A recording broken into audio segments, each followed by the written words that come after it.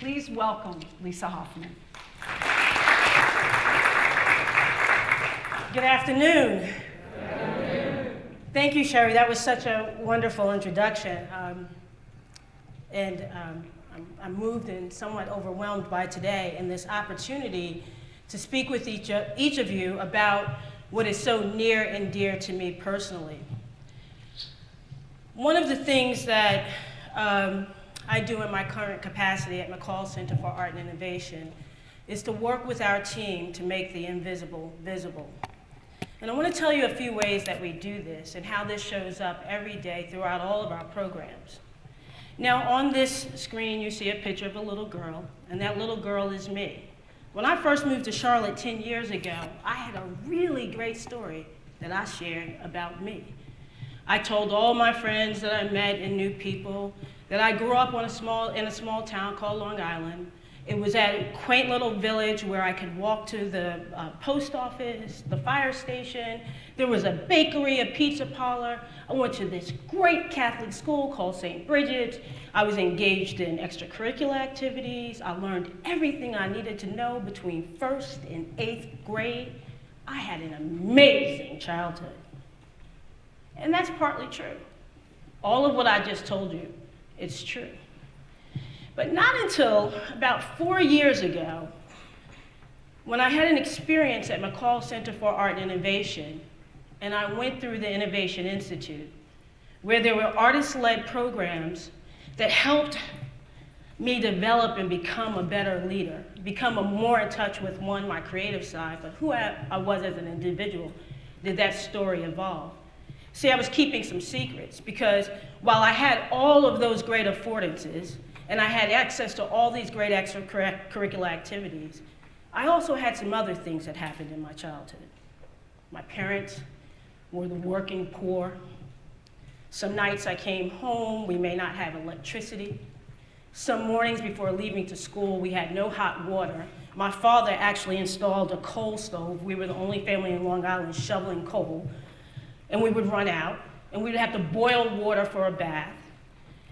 Or sometimes we'd have to wake up in the middle of the night, and I got to cultivate my love for cockroaches because we had to stomp them because they were so pervasive where we lived. Or sometimes Mr. Walter was downstairs beating his wife.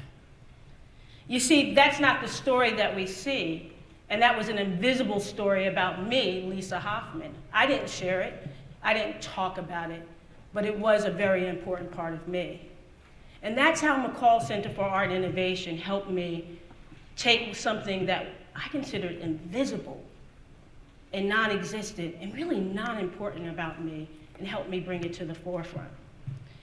That was an important moment for me because it kind of, at that minute, I knew that my calling and my service to this community was on a totally different level.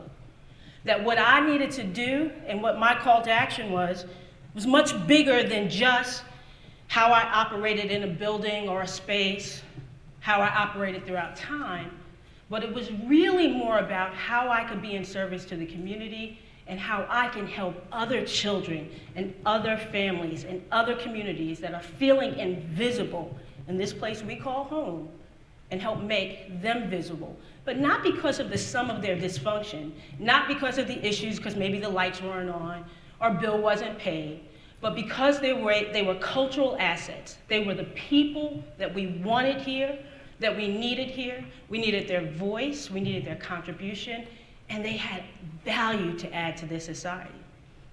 So when I joined McColl, that became one of the things that came to the forefront, advancing artists and advancing community. In 2009, McColl Center started a program called the Environmental Artists in Residence Program. And this is a really great example of an innovative strategy applied to community problem solving. We brought in artist Daniel McCormick, and he did a site-specific installation at Freedom Park. And I'll tell everybody, when I first heard about it, I was like, where are we gonna hang it on the wall? At that time, I was at Charlotte Nature Museum. And I didn't really have a context of what an artist can do outside of four walls, or even how we behave outside of those four walls to affect a certain level of change.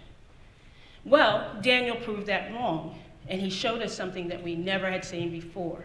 And from that, we developed a model for the Environmental Artist in Residency program based on 4 pillars: art, science, education, and community. You see, Daniel took a very common urban ecological problem, polluted runoff, and he built a beautiful site-specific installation to mitigate that issue. So you start to think about this.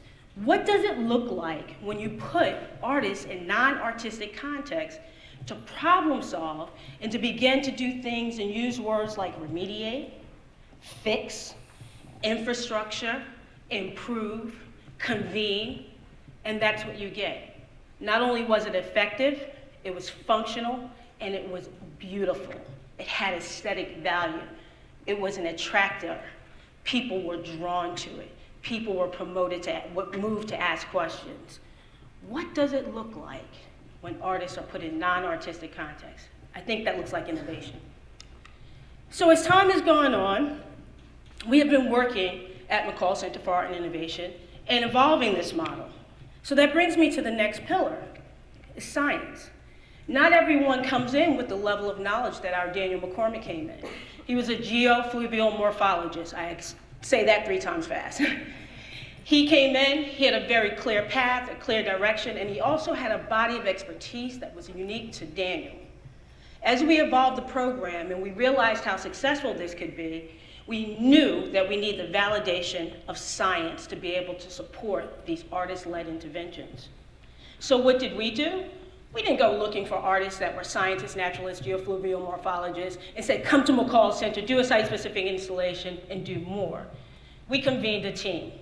Because, see, what you all don't know about me, but maybe you heard a little bit from Sherry, is that I'm a science nerd. I really do enjoy being outside, catching snakes, petting possums, maybe not so much, but it is a passion of mine. My husband calls me a tree hugger, and I kind of embrace it. I like it, it feels good. But what I do know, in order for artists to be successful in non-artistic contexts and be thought of as community problem solvers, that they need a support network to help advance their thinking, their goals, and their inquiries.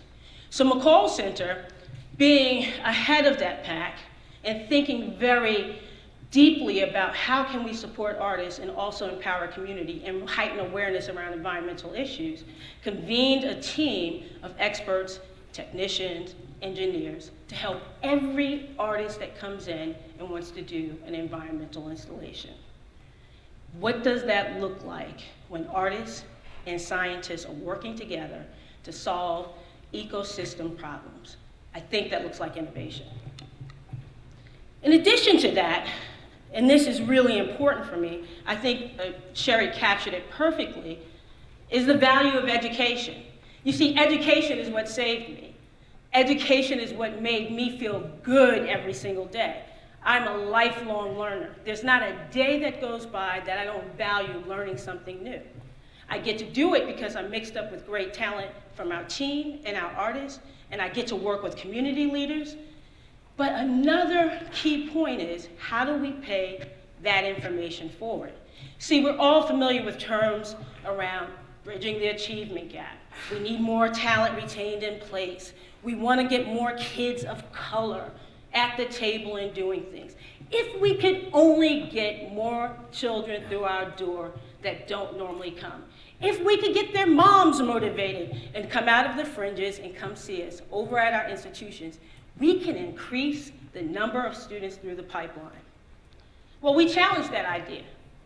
What does it look like to begin to challenge those precepts that kind of drive all of our decisions every day?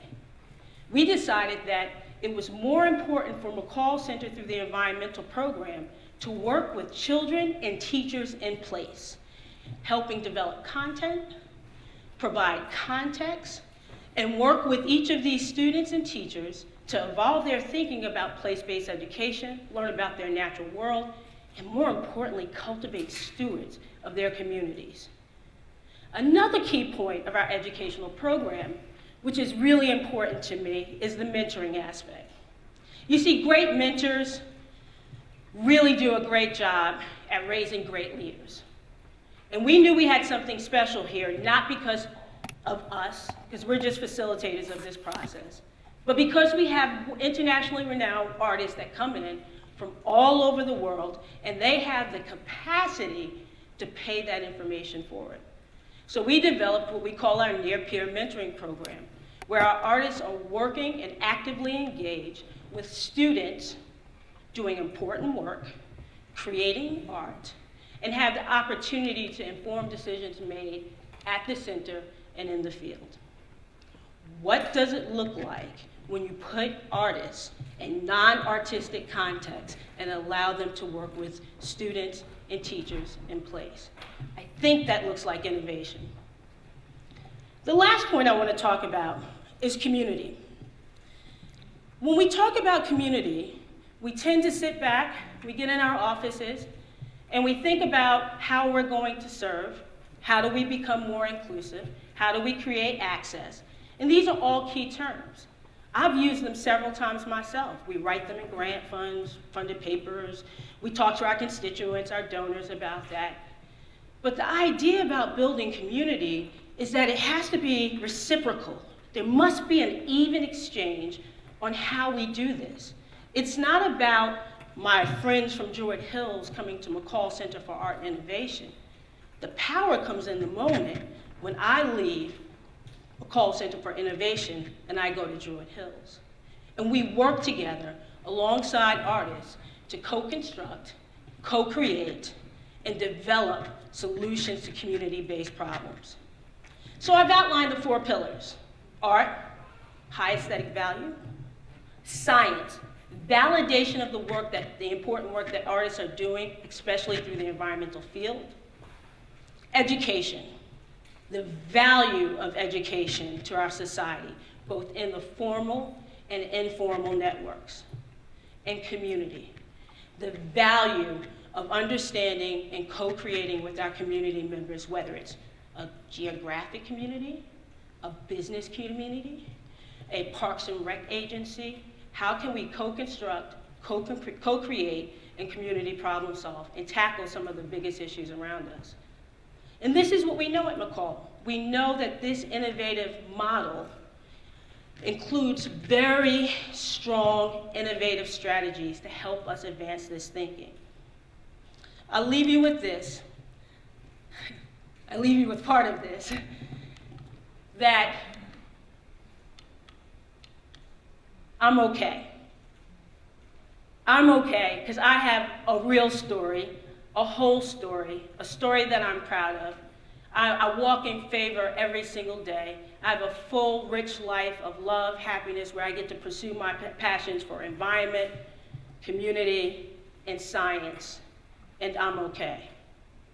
But what I'm really interested in, and this is my call to action to this audience that I stand before, is how can we make the others feel okay? How can we elevate this story where we're no longer talking about communities by the sum of their dysfunction, where we're no longer looking at individuals for what they had or what they don't have, where we're not thinking about how to get more kids on a bus and into the doors, or we're no longer thinking about a 50-minute program as the minute that it becomes aha. How do we start to apply innovative strategies through the arts to activate learning and stewardship in our communities? I challenge each of you to leave here and think about that, because this is the most important moment in Charlotte today. The Arts and Science Council has taken the lead on this. They believe it, they walk it, they preach it, they own it, and we are actively being supported by a rich group of donors and supporters from around the nation. What is your call to action? What are you going to do to make the invisible visible so that we all can enjoy the basic joy of life, love, and happiness, not just inclusivity and tolerance? I'm Lisa Hoffman, Associate Director for McColl Center for Art and Innovation. It has been my pleasure to speak to each of you today, and I thank you.